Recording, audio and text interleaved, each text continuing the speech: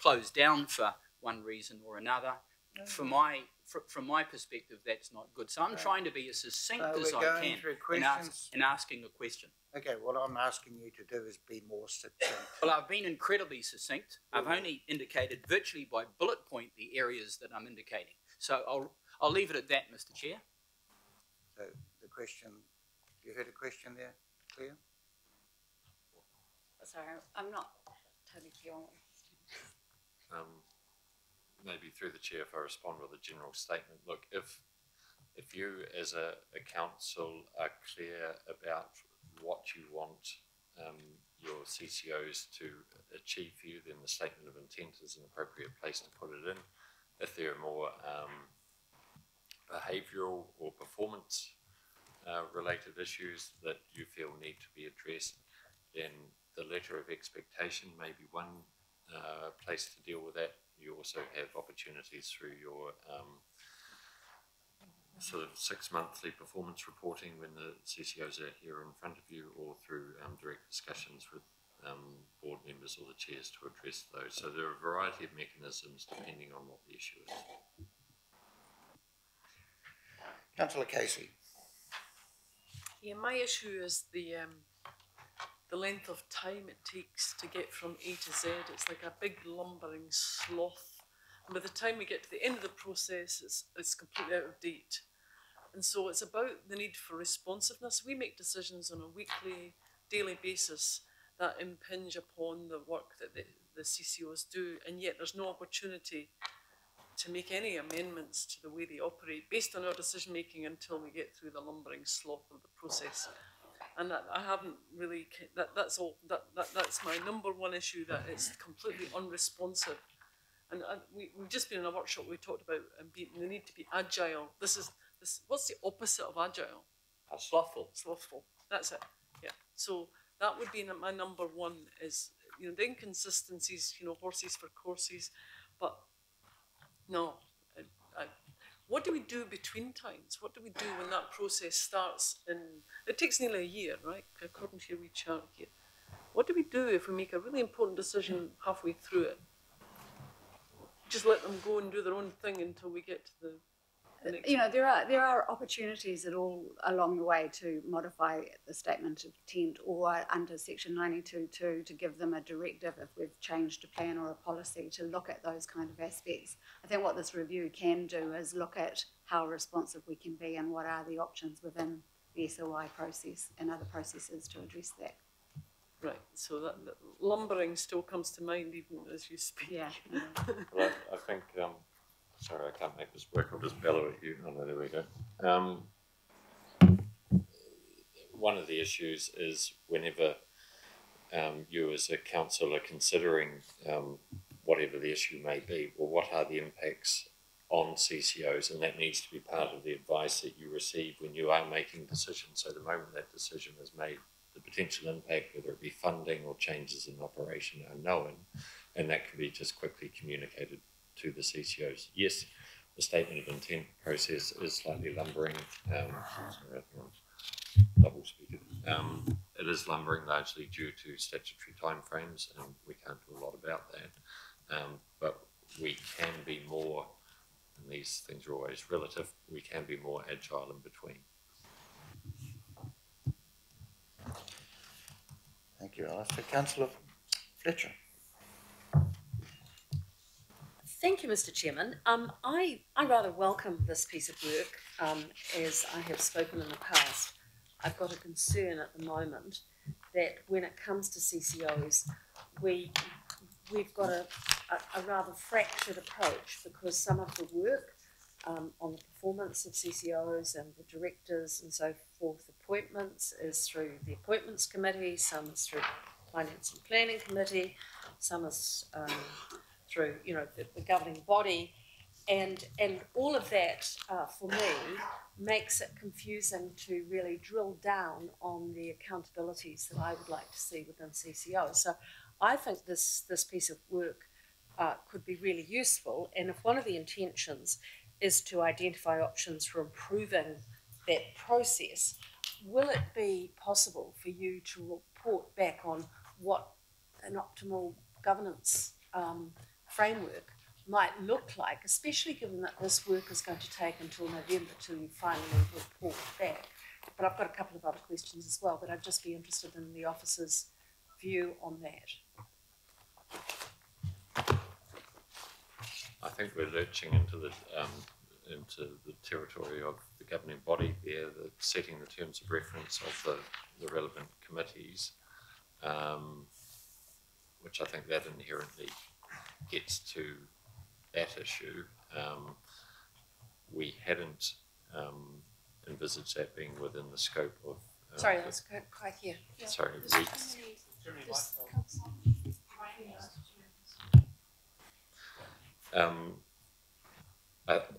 I think that is really the domain of the governing body in setting the terms of reference of the relevant committees. We hadn't intended in the terms of reference set out before you to look at that. If that is something you want us to do, then if that's the will of the committee today, we can add that to the... but it does seem inherently a political issue rather than a staff one. Mr. Chairman, I don't want for this to be taken as a political issue. What I'm really interested in is what I'm interested in is seeing best practice when it comes to our CCOs.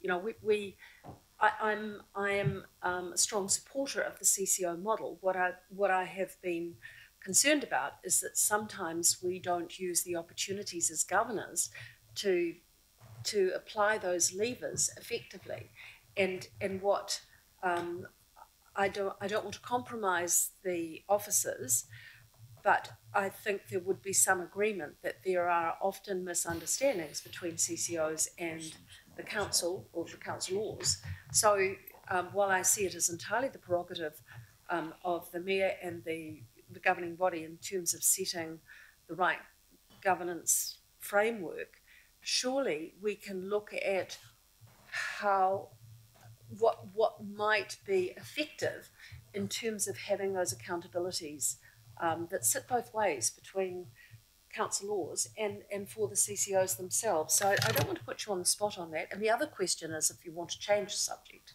is why have you excluded minor CCOs? The minor CCOs, our team's doing another piece of work in relation to the governance of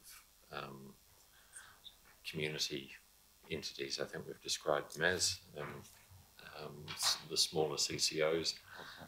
The governance and setting a statement of intent of the legacy CCOs can be a different process simply because funding sometimes comes directly from a local board, and there's a funding agreement in play as well as a statement of intent, and a lot of what's expected is resolved through the funding agreement discussion rather than the statement of intent. And as a consequence, I think there's only 3 legacy CCOs that we have not exempted from the statement of intent process because everyone else is governed through a funding mechanism. So there's a separate piece of work sort of looking at the governance of those CCOs. So what about the joint venture type ones that we've got? The Tamaki Redevelopment Company, I'm trying to think of our relationship with the Selwyn Foundation.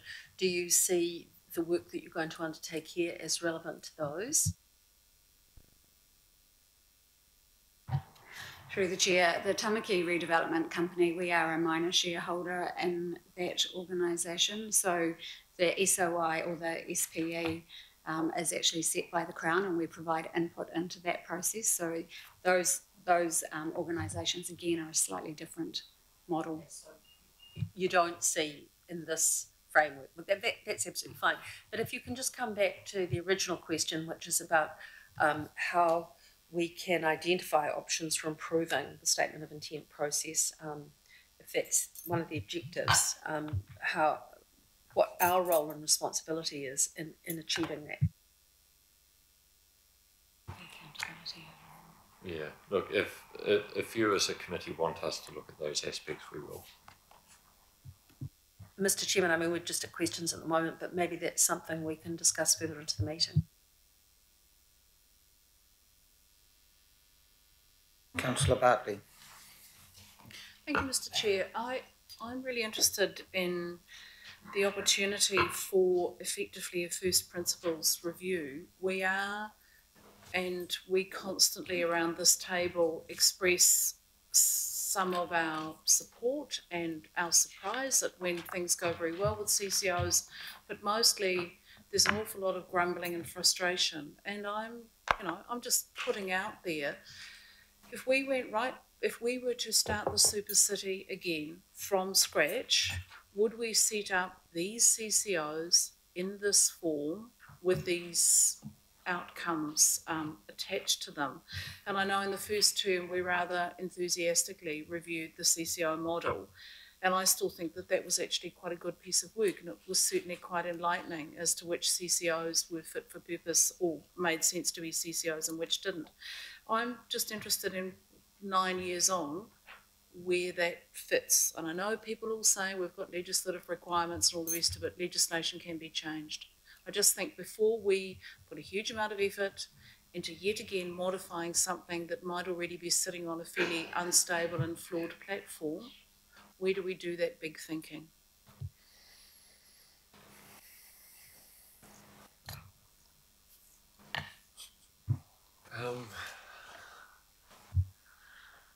Sorry, I'm just struggling to think how to respond. It might have been, I'll give Alistair another minute. Mr. Chair, so I'll ask a supplementary.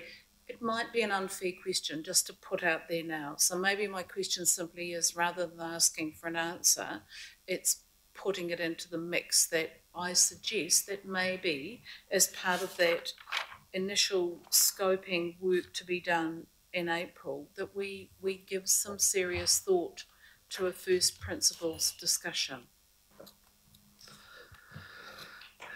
There we are. Your question was answered by yourself. So.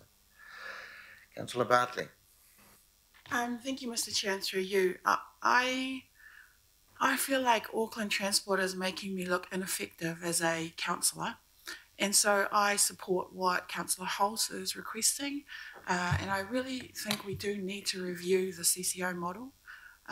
So yeah, not really a question, just supporting Councillor Holt's question. Right, well, we're moving on perhaps to comments, but any further questions? Councillor Cashmore. Thanks, Mr. Chair.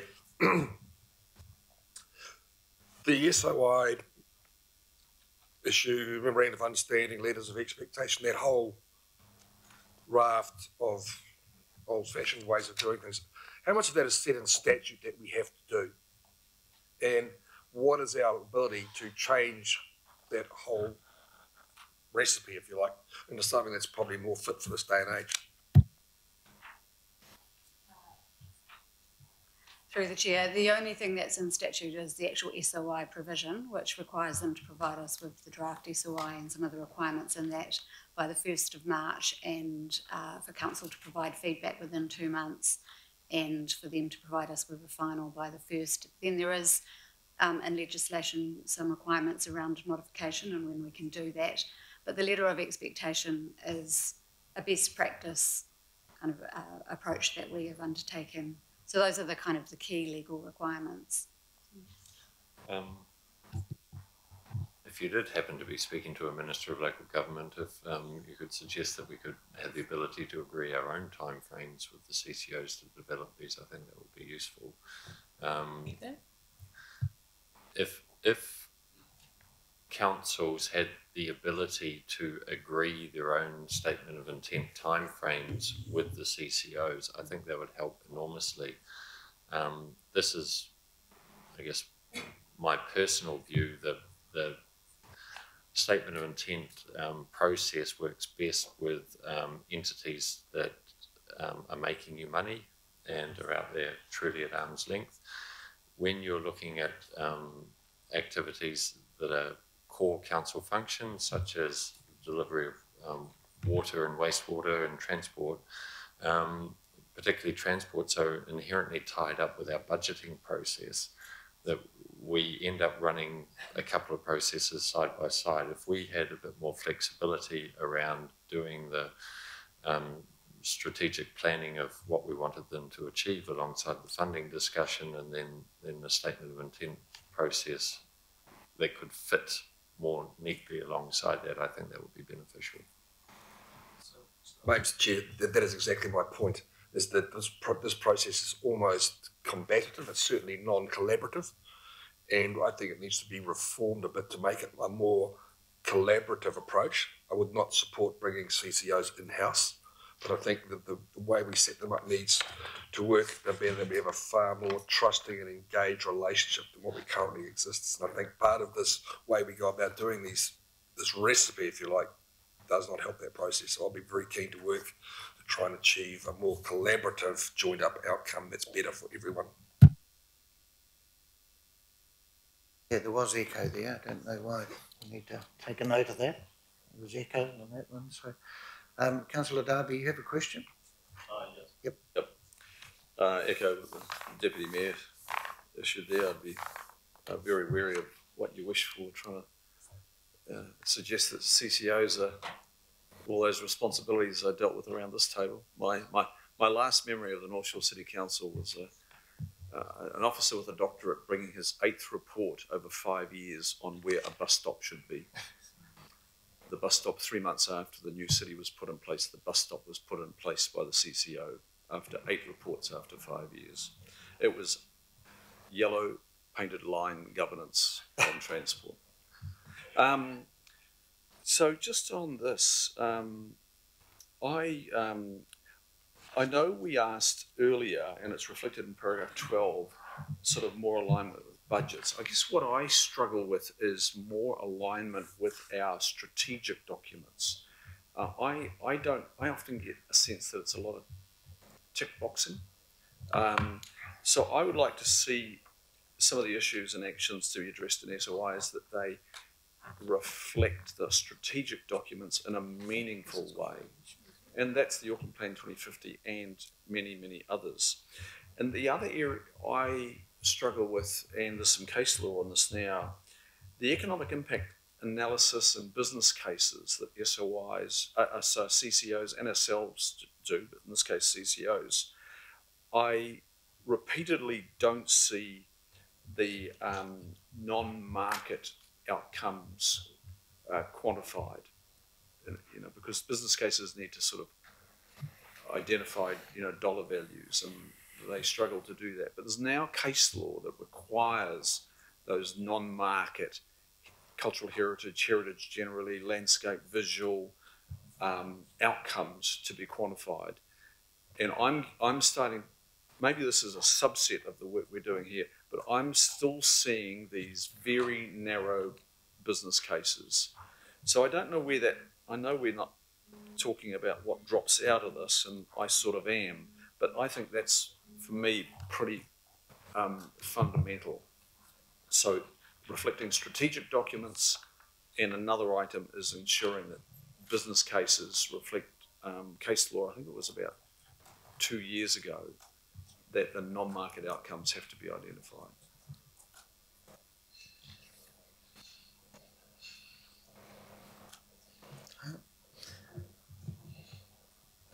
Does that fit in? I think one of the things about the review is that it is intended to look at what fits into the SOI process and what is outside of that process, and to be clearer about that. Some of those matters are annual plan, LTP kind of matters, but I am aware that there is a business case policy that we are looking at with CCOs and how we can be clarifying, and we can certainly feed some of that into that process. That's interesting. You say somebody is working up a business case policy. And are we is that likely to be politically visible? I understand it's on the F&P Forward Work Programme. When that will be visible, I'm not sure, but there is work being done on that.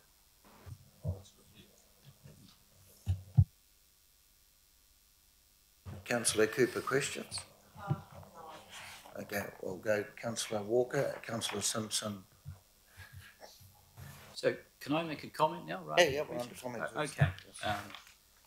So my comment is around this process, which essentially is around statement of intents.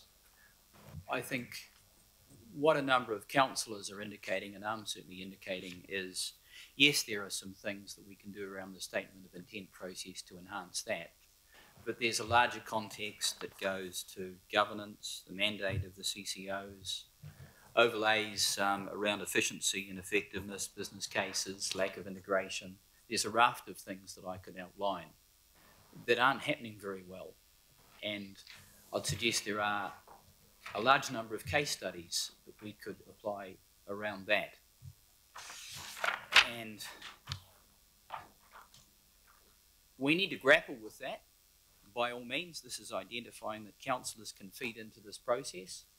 What I'm putting on the table is, yes, I'm interested in feeding into this process, but I think I think we've got a broken model as far as the CCOs are concerned, and we need to address that. And when do we do that? And that broken model is impacting severely on Auckland. It's impacting on us financially. It's impacting on us in respect of public confidence. And when I look at various reviews, for example, Sydney Stadium strategy, the findings there around lack of business cases and public disclosure and so on, I find that most of the findings there could equally apply to us and a number of our council-controlled organisations, and that brings me, well, it gives me great concern. So how do we address the bigger picture that I'm certainly going to be addressing as best I can through this process, though this process doesn't cover it?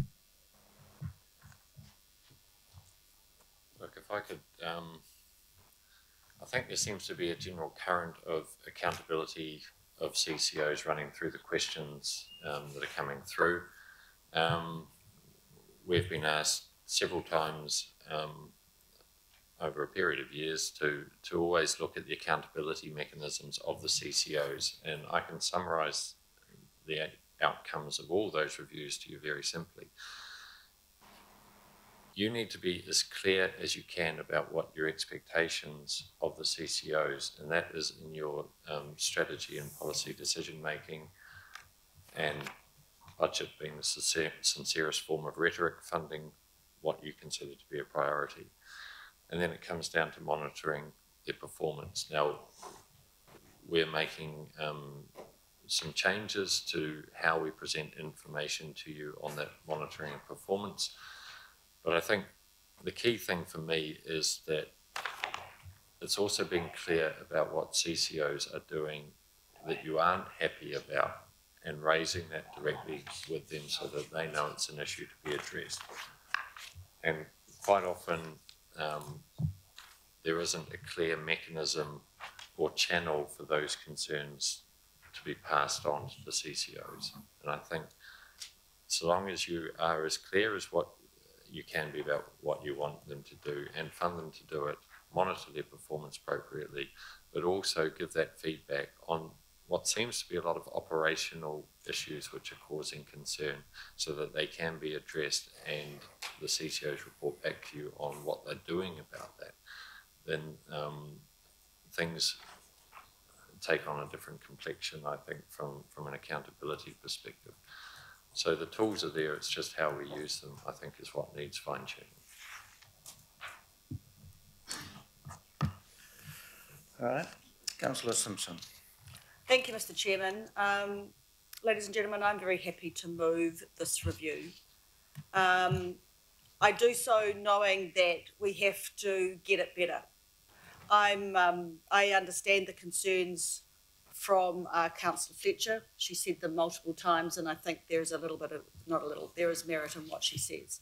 I also understand the concerns of Councillor Bartley with regards to Auckland Transport, because I think that can be very frustrating for us as we try and negotiate with the communities and residents within the wards from which we are elected. But there's a saying that I try to live by, and that's God give me the grace to change what I can, leave alone what I can't, and the wisdom to know the difference. This is a process that we have which is statutory, but actually it's more than just a compliance document. It's something that we should be framing better to help us really lead the way with our CCOs. because there's a regular saying on the street, and I'm sure you've heard it from the residents in your ward, that the second letter of the anagram CCO is wrong. In other words, there is no control in council-controlled organisations. Ladies and gentlemen, the people around this table assist in that process. They assist in that control, and this is the process and the way that they have been set up for us to do that.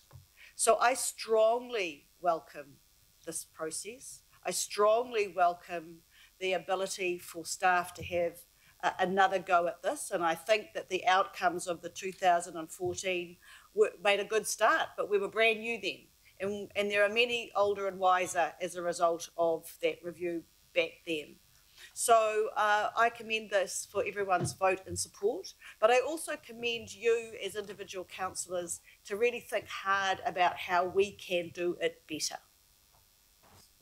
Let's try and put the C, the second C, back as it was designed to be. And this process will help us do that. So let's vote for these resolutions. Thank you. So lastly, to wrap it up, Councillor Newman. Yeah, look, the SOI process is a statutory process. But I do think that there is a more fundamental question, and it is a question that is within our ability to answer, and that is, well, for most of the CCOs we can answer this, is whether you believe that the CCO model adds value across the organisation where those CCOs operate.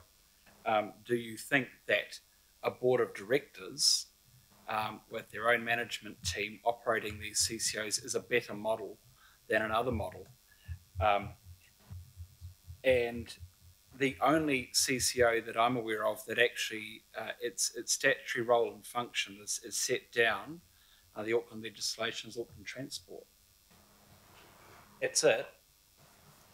We could actually put everything else back on the Councillor Hulse is absolutely right. There is an opportunity for a first principles review. It would be timely, I think. I would support that. Andrew Duncan, sitting in the gallery, used to be my old boss years ago when I was just out of university. I remember as a young analyst reviewing the financial, your fault, Andrew, the financial and non-financial performance of a CCO back in the day called City Design, and it had its statement of intent, and we went through the process of developing the KPIs for the CCO, and we had meetings with directors, and we talked about collaborative and trust, and the whole alphabet. The issue was that fundamentally, when you look at it, that CCO was hemorrhaging money, and in the end, the decision was taken that that CCO had to be sold, and it was the right thing to do. So I do look.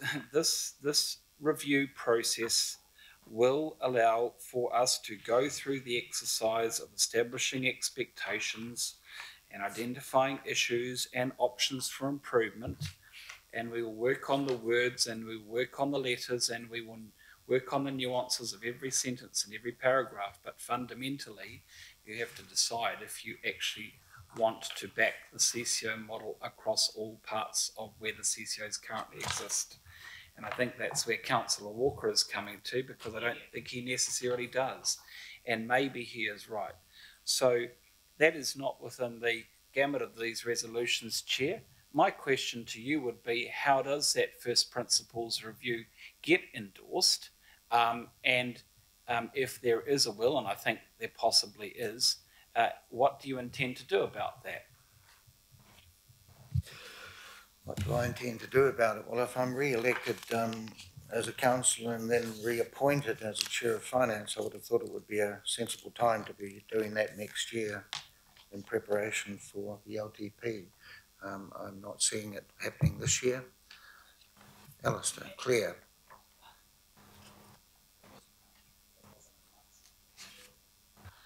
Look, from a share capacity point of view, of staff doing it. It would be challenging to do that this year. And if you're going to get into a first principles review, there would be many things to consider, not least of which, well, every decision that was previously made by a CCO board would need to be made by you as governors, and what that would do to the mechanism of governance for the council as a whole. Look, it would be a big chunky piece of work, and I just cannot see staff having capacity to do it this side of the election. If it is something that you still want to do, then I mean that's within your prerogative as the committee, but I think it would require a bit of thought as to what the scope of that and how it would be resourced and what it would look at. Okay, Chair. Well, I think from what you have said and what I've just heard from the staff, it looks like this is a matter, if we're not going to even look at a first principles exercise this side of the election, it will be kicked into the election campaign. I think that's a bit unfortunate, but I think that's where it's probably going to head. Right, we have a mover and a seconder. I will put those resolutions. You've already had comments and spoken, Councillor Walker. No, you know, I think I know what you're going to speak about, which is why aren't we doing the review now? We've just given an answer. It is not the time. So, Are we in a rush today? so I'm putting the resolution. We have a mover and a second. All those in favour? Aye. Aye. Against? Thank you. Right. Thank you, Claire. Thank you, Alistair. Right.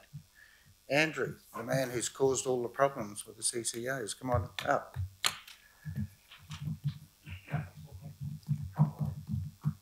And Ross, thank you.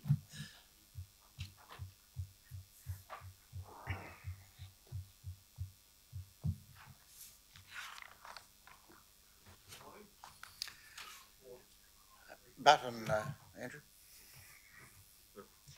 This report recommends that you adopt a submissions to the Productivity Commission on their issues paper on the funding and financing of local government.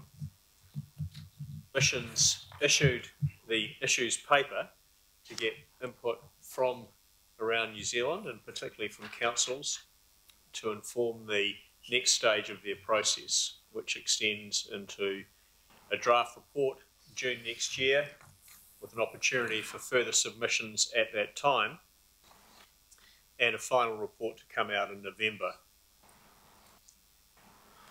Their primary focus is on the drivers of costs of local government, looking at how that's impacting on both growing and regions that aren't growing as much or are declining. They're not looking at issues of Maori land or privatisation or whether the government should pay rates or development contributions. They had an informal visit to Auckland yesterday and spoke to a few councillors and senior staff, setting out their focus and timelines, which is what is in the in the Commission's issues paper, and the discussion that followed and the responses to the questions they asked broadly followed the materials in the draft submission. So the draft submission we've provided you to look at focuses on the key challenges facing the region that are set out in the 10-year budget that you've adopted and in your infrastructure strategy. So we drew the issues from there, and they are financing and funding. We also identified our role versus central governments in economic growth as being part of that also.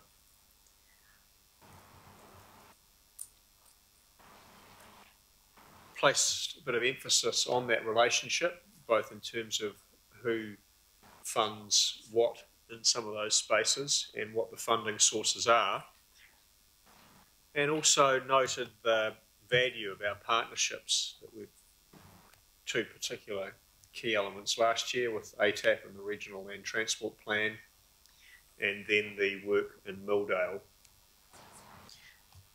noting that this sort of working together is one of the ways that could form a key part of addressing the challenges for Auckland into the future, which we've covered that off in the draft cover letter that's been circulated today, that we would see accompanying the submission you adopt.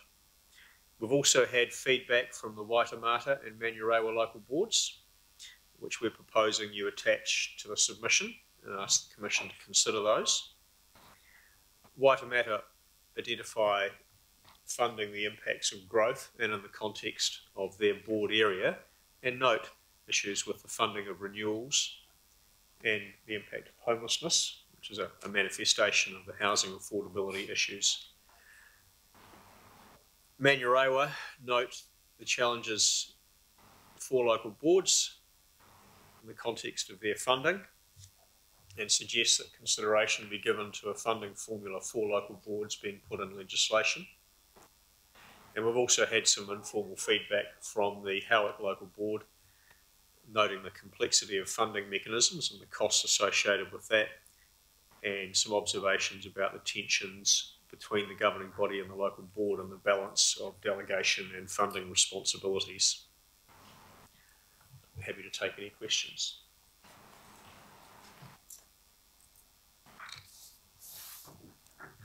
Councillor Walker. So I'm looking at the submission that I'm making, and I'm assuming that it's appropriate at this point, Mr. Chair, to ask questions around that. Is that the case? Yeah, we always start with questions. Yeah. Okay, that's great. Okay, so I've got a question then around this item that you've got in 4, which goes to the benefits from income tax and GST that obviously the government gets, and you've got a particular example there around the America's Cup. Can we add some other examples? So that's my question, Mr. Chair. Can we add some other examples? And if need be, can we substantiate those examples? So that's a question. And another example would be, for example, stadiums, particularly an instance where there is what I would suggest is a national stadium like Eden Park that the council has prior invested money into and appears now to not want to assist in the funding of that. And equally, there are issues around income tax, GST, economic multipliers that would apply to that entity. And then a further example would be the CRL, CRLL, whatever we want to call it, which is a Kiwi Rail asset essentially, and the quantum that we're investing in that, when again it's the government that you could apply the same sort of structure around. Can we incorporate those examples as well? And there may be some others. And the reason that I ask that question, Mr. Chair, is that these issues amount to many hundreds of thousands, millions, and possibly billions. Andrew. I agree with Councillor Walker's comments, and this is what was being implied in the executive summary and is noted in detail, a little bit more detail in paragraph 25, where we add some further examples. I've got one other question. Yep. If it's a question, that'd certainly be appropriate. And it is a question, and it goes to the CCO model and the costs around that CCO model. Quite obviously, the government has had a role in that model going forward as it applies to this council. And I would suggest the costs that go to that model as it goes to efficiency, effectiveness, oversight on our part and governance. And in my view, that goes directly to issues around funding and financing. I'm happy to explain it. Andrew, can you respond as to why the last government did what it did?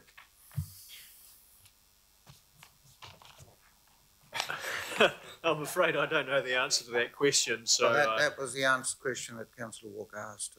I don't know exactly why the last government did what it did. It was set out in the papers that supported the amalgamation of Auckland Council, but the provisions for the establishment of CCOs go back to the 1980s, when the government made provision for LATES and state-owned enterprises, presumably on the balance of the factors that Councillor Walker asked about the costs and benefits of the additional governance arrangements.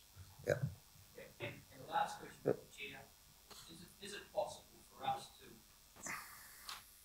address the complication that the consequences to us around 14 goes to climate change, and that goes to an earlier presentation we had, the costs attached to that are just going to be of an order of magnitude that we are not going to be able to cope with, and there is a necessity, and I would suggest an immediate necessity for the government to give consideration to sort of financial structures that go to risk provision for funds that go to that, and specifically around private property versus public property, the cost of adaptation around infrastructure assets, some of which are council, some of which are government. So my question was around the adequacy of 14.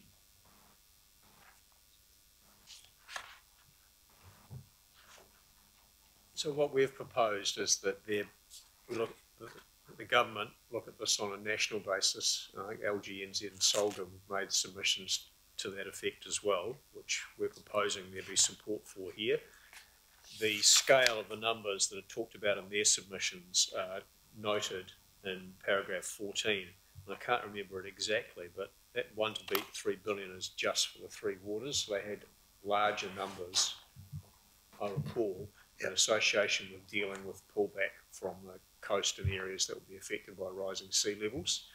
So there's no doubt that the scale of the dollars involved, while not something we can put an exact number on, is enormous, as you've indicated. But given that the emphasis on the national approach that we're seeking in paragraph 26 will be our recommendation as to how to tackle this. So I just have a quick question as it goes to that, Mr. Chair, and that is the Chief Financial Officer in a position where he can inform us, or even some rough order estimates of the cost associated with infrastructure, dealing with climate change adaptation, so that we can better inform the government? Through the chair, not accurately today. Thank you. Can I just, so through the chair and Andrew, it might be just worth, so big issues, the Productivity Commission are not rushing, and I think it'd be useful for councillors to understand the two-step nature of the process, because this feels like a conversation that's can have a couple of bites of the cherry through the course of this year. So can you just elevate that so people understand that? So the Commission's going to issue a draft report in June, and there'll be a further opportunity for submission.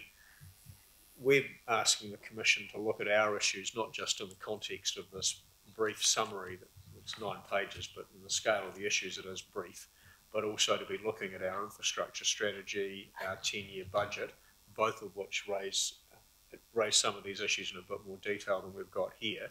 And clearly there are other strategies and documentation that's produced by the Council, and given that Deputy Mayor suggested yesterday a third of New Zealand in many respects, important that they also look at those.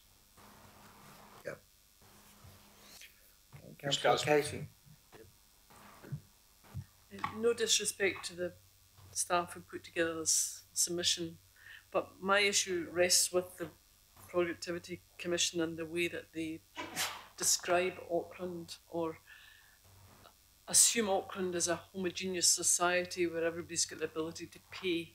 And the words that are missing from our submission, and the words that are missing from the Productivity Commission relative to Auckland, are words like poverty, underclass, homelessness, and you rightly pointed out, Andrew, that the Waitemata Local Board have suggested that we need to put those things in. I think it should be, regardless of who we're responding to, we should paint the picture of our Auckland, and our Auckland is not homogeneous. We need to use the words inclusiveness, we need to use the words social infrastructure and what that means. It's about building resilience, it's about, oh, you know what I'm talking about. I'm sure, and I've talked to Matthew, we can write that in. So we paint the picture of our Auckland, we don't let them define us, and that has to be in there, that with growth comes the growth of the underclass who can't afford to travel, who can't afford to live in lots of different areas, and some of whom can't even afford a roof over their head. Got to be in there. Help you to write it. So the submission talks about the impacts of growth and our ability to respond to that. And we could illustrate that by adding some text in, noting that the housing, because we talk about the housing shortage, and that's the strong link from the council there. We can say that that is leading to housing affordability issues, and most obviously manifesting itself in homelessness, and that these are also challenges for the council, not just in terms of funding infrastructure, but in terms of our role in building communities and our work with, and our need to work with government on that. So some language to that effect, when we talk about that as one of our problems, may communicate those issues. And the other word that Waitemata uses, and we seem to have missed, is just our ethnic diversity. That in itself poses different kinds of challenges for us as a city. So it can help.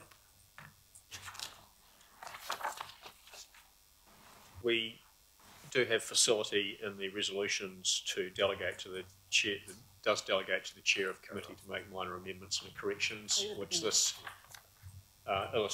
illumination of our emphasis of the growth challenges would fit within. We will talk, Kathy, and then we'll talk to you. Councillor Darby. Thank you, and thanks for this work. So I'm looking at our page 27 of the agenda, your paragraph 30, you refer to targeted rates and amending legislation, and no doubt there will be, if this follows through to bill and legislation, there will be a number of legislative changes in various bills. One of the bills that I've highlighted in the past, which I think probably needs some reflection upon, is the Local Government Rating Act from 2002. And the schedule of non-rateable lands, I think it's under Schedule 1. So I can't, have you got any reference here to some of the discussions we've had earlier on asking government to look again at the non-rateable categories? And there are some significant non-rateable categories, not the least being Crown and some of the Crown properties that impose quite considerable cost on us, but we don't get anything back from them. And then there's such things as wharves, aerodromes, large parts of airports, e.g. Auckland International Airport, and the list goes on. So they have incredible cost, they impose a lot of cost. Are we looking at asking them to review that Local Government Rating Act, particularly that particular section, that non-rateable section? So paragraph 36 identifies in particular, at the Crown, when they come and engage in activities in the city, they place costs on the council, but they don't have to pay rates or development contributions. It should be rates and development contributions, not rates and GST, sorry, we'll correct that. But we also note, so if they were to pay that, it would give us the additional funding that you refer to, but it would also, obviously place some pressure on, we acknowledge that it would place pressure on government funding, which we're asking for in other areas as well. So there is a balance there. The submission acknowledges that, but does identify the merit in the government agencies paying some of their costs in the city. So it acknowledges that issue. Yeah, and so raises that's a narrow one. We're putting it at the Crown, but have we looked at the other parts of that non-rateable list? That's one of. I mean, it's identified under that scheduled. Crown relief shows up in a couple of categories, but there is a very long list, and I'm not suggesting that we go through the whole list, but commercial wharves and airports, this is big stuff as well. I guess I'm asking for a more for that paragraph to be a bit more prescriptive and to target more than just the Crown. We didn't write anything further in there at this point because the council didn't have a position that it's adopted formally on those through any of its public documents, and the timeframes didn't have a chance to do that. We would be able to do that at the second phase in June, or earlier if the committee directed and passed that through to the Commission for their consideration, even though it would be outside their formal timeframes. I'm sure they would at least read anything we sent to them. But we didn't have an opportunity to do that now. We can Sorry, certainly do Chair, it we at could the second identify stage. that for follow-up. Is that what you're saying? The second stage? Yes. Look, I'm just one person saying that needs some examination, and I'll leave it to others to reinforce that. But there are a number of categories other than just listing and targeting the Crown under paragraph 36. Councillor Cooper. It's not so much a question, but just something to think about. It's if you look at number 5 on your submission, it talks around tools, especially New Zealand Transport Agency. And I just want to talk about flexibility with all funds that government or Crown contribute, because we've got a problem with the HIF funding at the moment, which is a big lot of money, and we're really happy about it. But where it's intended to be used now can't be used for quite some years. But what we need right now is the ability to be flexible with that funding to actually make it work now to deliver the houses, and in particular one place up in Red Hills. But I'm sure that could happen anywhere across the region where the government have got goals to build houses, we've given resource consents, but they've got triggers that say you've got to build this and build that beforehand, and then you can't use the money you've been given. So, and then you can't go ahead and actually complete what people are, building consents, etc. So I don't know whether there's some ability to actually have a much more trusted relationship where the government trusts us to know what we need and actually say, well, there's the funding, we need to change, because everything is so dynamic at the moment. Construction costs are increasing, I've just seen with our briefing this morning. And so for me, it's just not being given something that then is not usable. I think we've got to somehow signal that we need a lot more flexibility, the ability to go back and amend conditions nimbly. So there is a question there.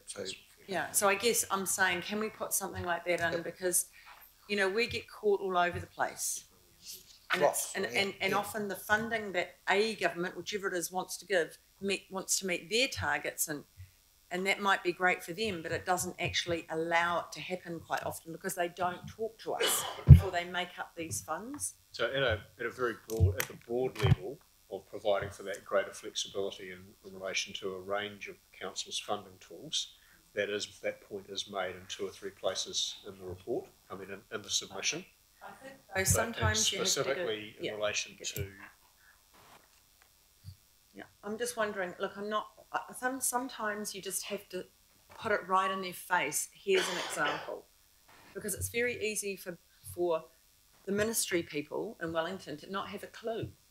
They're not facing these, and I'm not trying to put them down, but to actually examples in their face and say, here's a direct example, and there will be lots.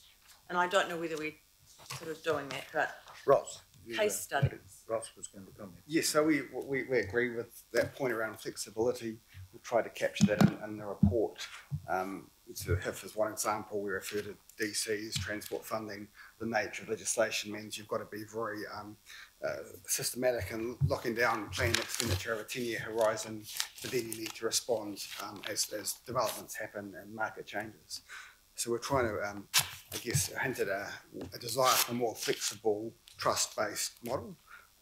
Maybe we've been a bit too subtle, and we can have a look at the wording up front in the executive summary to kind of make that come across a bit clearer. Okay. Councillor Lee. Thank you. It's a litany of misery, isn't it, when you look from 1 to 6 to 14. But I want to ask a question about number 15.15 financing in regard to the council's lack of, or stated lack of debt headroom. Could you remind us or bring us up to date, please, what is the debt ceiling, more or less, and what is the council's present level of debt? Those two questions. You may not be able to answer them straight away, but I would really appreciate a response on that. Okay, so the council has set a debt to revenue limit of 270%. Below that, we have an internal safety buffer of 265% that we aim for as a target, so that we're coming below the limit. So current numbers about 260, I think, is the latest figure we had in the annual report. Could you put some details in an email and perhaps give it to all the members? But I certainly would appreciate it. We'll send you an update. Councillor Holmes. Just following on from Councillor Cooper's really good points, and looking at number 16 on our list of points, I agree that some of this is around issues of trust and issues of lack of understanding of what local government does by Wellington. I just wonder if in the executive summary, and this was opened up by the ProdCom themselves, we could actually just talk about some of the constitutional issues and the relationship between local and central government. We kind of think it's well understood. It's clear to me that mostly central government doesn't have the foggiest idea what local government is or how it functions. And I think that's critical to the nature of how this is going to be received. And I don't think it needs to be a negative. I think it just needs to be a gentle and polite reminder in there that this isn't a subsidiarity branch of Wellington discussion. This is a autonomous, elected, mostly self-funding organisation that sets its own policies but still operates within the wider context. Somewhere I think we just need to open that up for whoever's going to be presenting the submission to make that point. And it's certainly, as I have to repeat myself, the Productivity Commission are well aware of that themselves. Councillor Newman and then Councillor Walker again. Chair, whilst with respect to para 36, I agree in relation to Crown. He's just left the room, but I don't necessarily agree with where I think Councillor Darby is going on non-rateable land. So what I would like to know is that, hearing what Councillor Darby has said, what would your intention be in response to that? And the reason for that is that I'm not sure that I want to depart from what you have written at para 36, and I'm certainly not of a mind to embark on a full consideration of land fully non-rateable in Part 1 of the Rating Act, because of Schedule 1 of the Rating Act, because I'm not sure that I want to open this up to a debate around things like church property. So maybe you could just clarify what we would be saying over and above what's been written in the submission in response to what Councillor Darby inquired about a few minutes ago.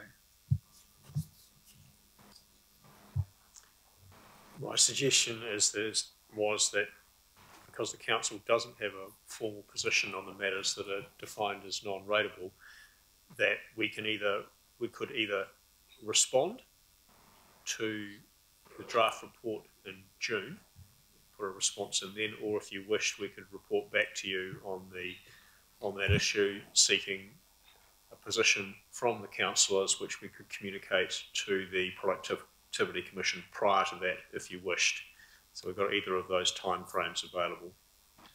So, Chair, I support the amendment. I support the resolutions on this, and I wouldn't want us to embark on advocacy at variance to that unless there is a recommendation, well, from the initial report, which would require us to take a position on it, because I don't believe there's a wide body of opinion in support of a great big expanse of currently non-rateable land suddenly becoming rateable, because I think that's a whole other debate. Thank you.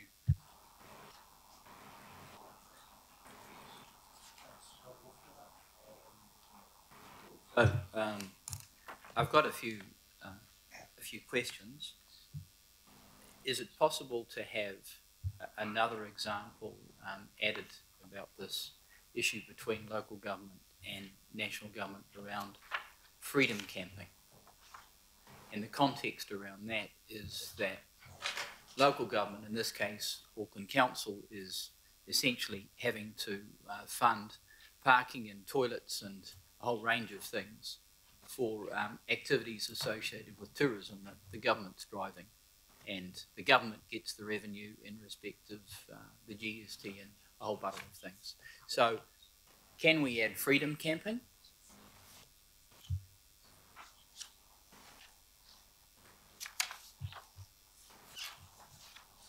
I didn't see it anywhere there. So we've got some examples in paragraph, I'm trying to remember which paragraph. 25. I'm not sure the... Which paragraph? Paragraph 25. 25. Got it, yep.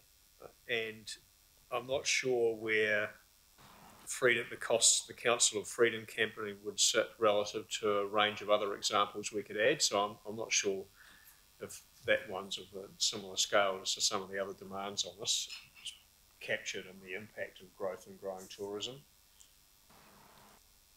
at this level. Can we add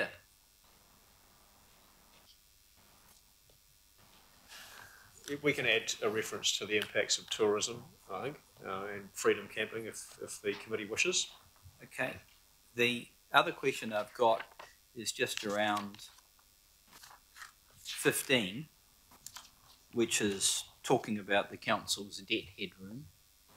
Is it possible to relate the issues around debt headroom to the related issue around the funding of projects where arguably the government should be making a much greater contribution, so that we're letting the government know that essentially our debt headroom is because of likes of CRL and a number of these projects. So the two are tied together. Can we express that? That's implicit in a lot of the stuff we've said in here. Yeah. The CRL funding is a separate issue to some of these things, but what's quite implicit in a lot of the submission is that balance between, in several places, we're making the point that the issue is the balance between the government's and our role, and that's what's driving some of the challenges we've got, or it presents a potential solution to some of the challenges we've got. So we've got that in there. That is a big theme throughout the document. I understand that. I guess the point I'm making is if we don't change the relationship, our debt situation is going to get progressively worse, or we're going to be in the situation where stuff just can't happen. And you're dead right, and that's essentially a key theme of the submission, is exactly what you're saying. Okay, and then the other question I've got just goes to 54 and 53 and 55, where you talk about tax increment funding, and there's a statement there, TIFs are not well suited to the New Zealand environment. And my question is, sure, that might apply to New Zealand as a whole, but isn't Auckland a different case? And aren't there projects like the CRL, like light rail, like a number of projects that are catchment based that could well be suited to TIFs or similar mechanisms.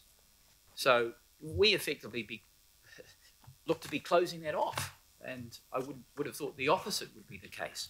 So what we've pointed out here is that the way in which the council budgets ahead already includes an assumption about the impacts that broader economic activity and our investments will have on the city and the new properties it will add to the tax base. So in one sense, we've already budgeted to spend the benefits of that economic growth that will come to the council. And therefore, TIFs and the way they're used in parts of the US wouldn't quite work here. On the other hand, where we're adding additional investments beyond what we might have already had predicted, and certainly that's what tax increment financing can do in the US when they set up a separate funding instrument. I don't think a municipal utility district, you've heard, is the right language for these, but some separate third-party financing, then it may well add to the growth that we would otherwise have got, as long as there's no crowding out, and then you could consider something like a TIF in those circumstances. The other advantage of TIFs in the US is there are several other bodies that collect local taxes, like school districts, etc., which occasionally suffer the consequences of the city capturing the increase in the rating base. And we've accommodated that, acknowledged that there may be some potential in paragraph 55. Yeah. Just pointing out it's not a neat transfer into the New Zealand context. Through you, Mr. Chair, I mean, my contention is that I have real concerns with 54. I would suggest that there are examples in the UK, London, across Europe, especially France, where TIFs or forms of TIFs are very relevant, and we should be opening that door as much as we possibly can, not what I see here closing it. So I've got real concerns around what we're expressing here, and for that matter, the amount of effort that we're applying in that area as a council. So I just want to put that on the table. Megoff. Thanks, Mr. Chairman, and thanks, Andrew and Ross, for the paper. I think it's a solid piece of work. I think I'd like to, maybe not so much in changing this document, but certainly in responding to the recommendations that the Productivity Commission will come up with in June, to add a bit more emphasis in a number of areas. The first, I think, is to create the context, and that is that pretty much we're still relying on a funding system that was designed around Auckland being 29 borough councils and not one super city, that's probably having to cope with 50% of the growth of the entire country and the infrastructure fund that requires. So just highlighting that, you know, central government made the decision to create a super city, but never made the decision to fund it appropriately, because funding Auckland is more akin to state funding, state government funding in Australia than it is to funding a small council in New Zealand. The second thing is that while you mentioned the bed tax in a couple of places here, I'd like to see a much stronger stance taken on that and the reasons why a bed tax would be equitable. It's not just towns like Queenstown that are coping with the cost of tourist influx and demand on infrastructure. Auckland is also at the forefront of that. And I think we have to use the Productivity Commission, because the politics of central government between opposition and government means that that will mitigate against us ever getting access to a new tax. Everybody thinks that it's logical, and nobody will have the political gumption, or they will actually be caught up in adversarial politics in central government, and it'll never happen. So I think we need to make a much bigger play for the equity and efficiency of a bed tax, rather than relying on what they've forced us into, which is an accommodation targeted rate. The last point I want to make is in terms of the broader concept of revenue sharing. And, you know, we talk about a range of different things here, but infrastructure work in big Australian cities is done through state government, through devolution of funding of things like GST. And finance ministers of both political parties are heavily resistant to revenue sharing, but that doesn't mean to say that we should not be arguing strongly for the merits of doing that, rather than continually being forced to go cap in hand to government on an ad hoc basis for funding. I'd really like to see some pressure put on government about the utility and the equity of revenue sharing, including devolution of funds, and I've made the suggestion publicly of GST on rates. Why couldn't that funding be devolved back to local governments to give them an independent source of funding, which is in any case based on government putting a tax on our rates. So I just think we could take a much more vigorous and assertive position on a couple of those issues. Thank you. Right, Councillor Fletcher.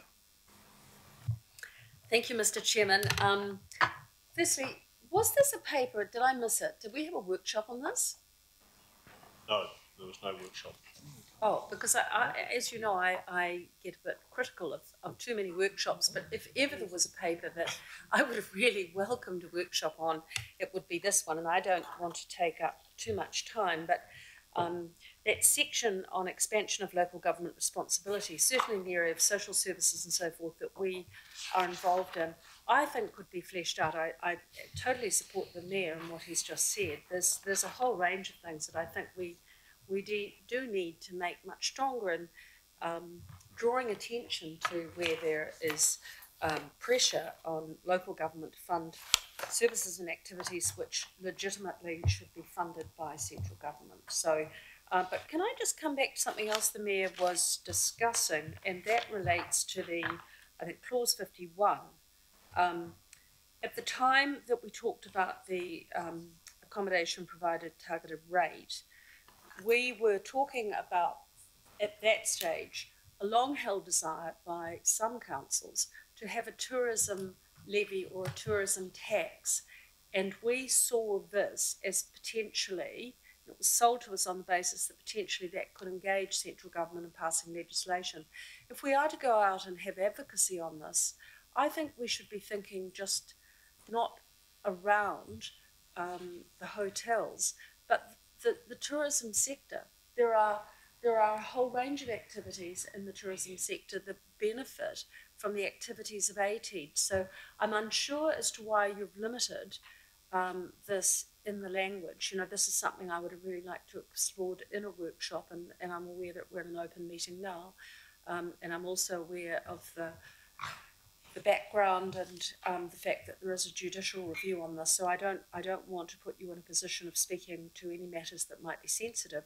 But the objective of the council, if you go back now since the formation of the council in 2010, has been to lobby central government to provide a tourism levy or tax. So why have we limited in the language we've used in clause 51? Why have we limited that? We have provided advice to the council on, well, I have, on the accommodation provided targeted rate. And during that process, the council did formally adopt documents that said it would prefer a bed tax. It doesn't have, that I'm aware, a formal position on other tourism taxes, and accordingly I didn't write anything in this space, so I'm not sure if you've had advice on that previously. It hasn't come from my team. Ross, are you aware of that? So I didn't want to say something without having had the opportunity for you to consider it and form a position based on advice, so I limited it to the materials you've already decided on. certainly at the next stage, we would have an opportunity to raise those broader issues if you wished. Well, yes, I do wish, because I think that we are going to have to be much more assertive in the future with central government if we are to realise the aspirations that we have for Auckland in the refreshed Auckland plan. I concur with the Mayor. I think there are areas that we could strengthen in this document. If we're not aspirational in what we're putting to central government now, with the opportunity that this presents us, it can only result in disappointment further down the track. So I wonder whether there's an opportunity for tightening some of this up, Mr. Chairman. Matthew will comment. So, through the chair, I think we understand that, and Andrew, we could think there about not just limiting to the bed tax language, but include tourism levy more generally. I mean, it's in line with the general nature of what we're saying, so I think it's fine for us just to broaden that. But yeah, and without saying a full position, we could ask the Productivity Commission to consider it wider. I did just want to re-emphasise, so, I mean, I think the discussion's good, but we do have two goes here. You're encouraging us to get more on the table at this first stage, so I think we're listening and we can do a bit of that, but I would just emphasise again, we're going to get the opportunity of reflecting on how they come back, and I'm sure that's going to narrow the focus a bit.